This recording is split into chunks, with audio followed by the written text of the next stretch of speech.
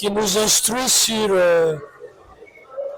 nos droits, le droit à la personne, comme l'intitulé l'indique, les données personnelles, que sont le nom, les prénoms et toutes sortes de droits. Donc ce livre qui parle de la protection des droits, en réalité nous enseigne, nous appelle d'abord à connaître ces droits-là.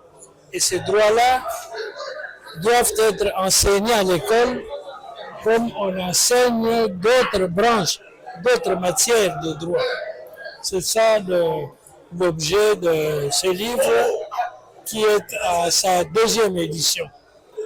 Voilà un message d'encouragement à celui qui avait écrit ces livres. Il faut, ceux qui ont écrit, il faut les encourager parce que, comme on dit, celui qui ne connaît pas ses droits, eh bien, c'est une personne diminuée. Il ne saura jamais les défendre puisqu'il ne le connaît pas. Et que donc, ce que ces deux auteurs, le bâtonnier Coco et son collègue, maître font, eh bien, c'est un devoir civique, patriotique de leur part. Et à nous, à qui le livre s'adresse, nous avons donc l'avantage de nous instruire pour connaître nos droits, nos obligations quant à la protection de notre personne comme individu. Merci. Pour dire à ce stade, ces livres, ces ouvrages viennent renforcer l'arsenal juridique justement de la protection des données personnelles. Mais oui, le livre est là justement pour nous apprendre davantage, n'est-ce pas, ce que sont nos droits. Il faut les connaître. Dans ce monde de la mondialisation, où vous pouvez apprendre un jour par les médias, sur Internet, que vous êtes ceci, vous êtes cela, par votre passé, vous avez été condamné, vous avez fait ceci, et alors que jamais, ça n'a jamais eu lieu, et vous n'avez jamais donné votre identité à qui que ce soit. Merci.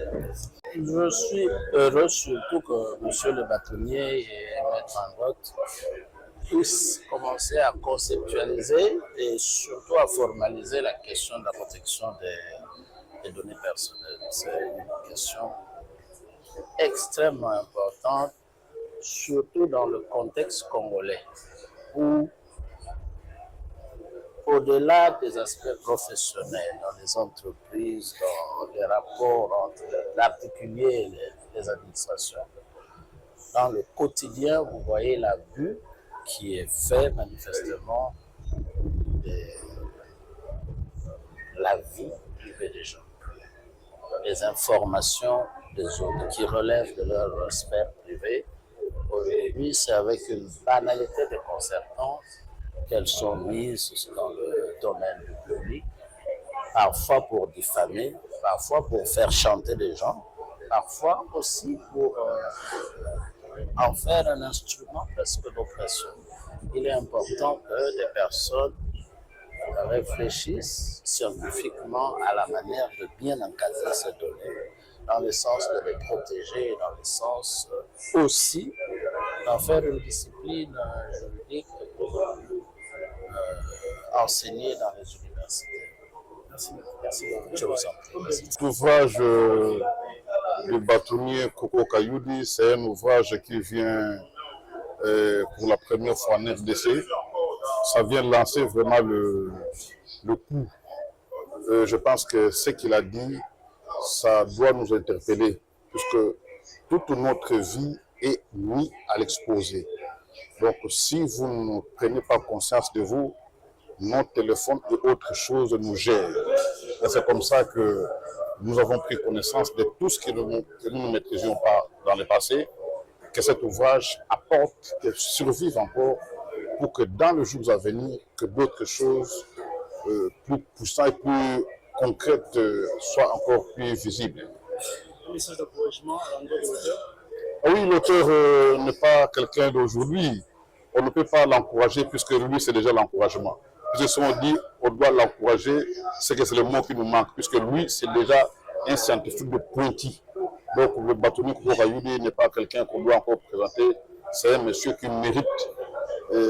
Dans ce domaine-là, il est pratiquement un monsieur qu'il faut remercier.